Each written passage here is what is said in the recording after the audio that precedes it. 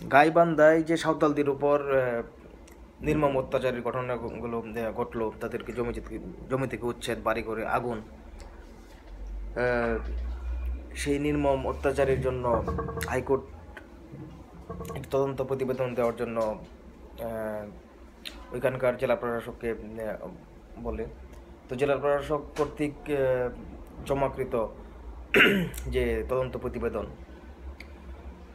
সেটিতে একটি শব্দ, আপত্তিজনক একটি শব্দ উল্লেখ করা হয়েছিল, সেটি হলো বাঙালি দুষ্কৃতিকারী। অর্থাৎ সাঁওতালদেরকে তিনি বাঙালি দুষ্কৃতিকারী বলেছেন। শব্দটি অত্যন্ত আপত্তিজনক এবং অপমানজনক আমরা যারা বাঙালি, বাংলাদেশি। কারণ মুক্তিযুদ্ধ চলাকালে এই শব্দটি ব্যবহার করত পাকিস্তানি হানাদার বাহিনীরা। তো হাইকোর্ট জানতে চাইল যে জেলা প্রশাসককে তিনি কেন এই শব্দটি ব্যবহার করলেন। তো তিনি বললেন এটি এসবির যে সুপার, তার দেওয়া প্রতিবেদন, তো এটি তিনিই ব্যবহার করেছেন।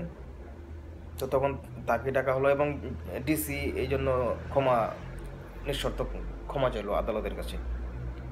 তো তারা এই ধরনের অপমানজনক, আপত্তিজনক কার্যক্রম করবেন, কথা বলবেন এবং পরে ক্ষমা চাবেন, এটা একটা রেওয়াজ হয়ে গেছে।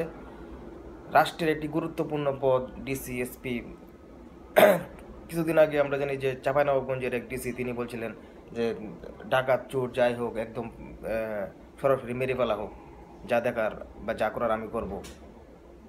তো তারা এইসব ঘটনা কেন ঘটায় বা এইসব কথা কেন বলে, এরা অযোগ্য কিনা বা যোগ্য কিনা, তারা কেমনি নিয়োগ পায়, দলীয় বিবেচনায় কিনা, এগুলা বিবেচনা করার সময় এসেছে। কারণ রাষ্ট্রের গুরুত্বপূর্ণ পদে থেকে এই ধরনের কথাবার্তা বা কাজ করা কতটা যৌক্তিক তা ঠিক বোধগম্য নয়।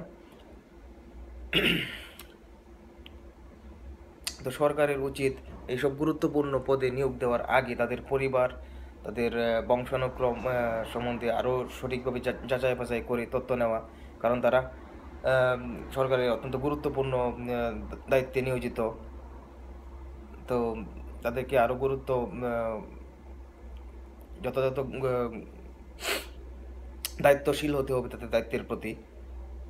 এই বিষয়ে সরকারের কঠোর মনোভাব প্রকাশ করেছে। শুধু ক্ষমা পেয়েই তারা পার পেয়ে গেলে এই ঘটনা বারবার ঘটতে থাকবে, তাদের দৃষ্টান্তমূলক শাস্তি দিতে হবে।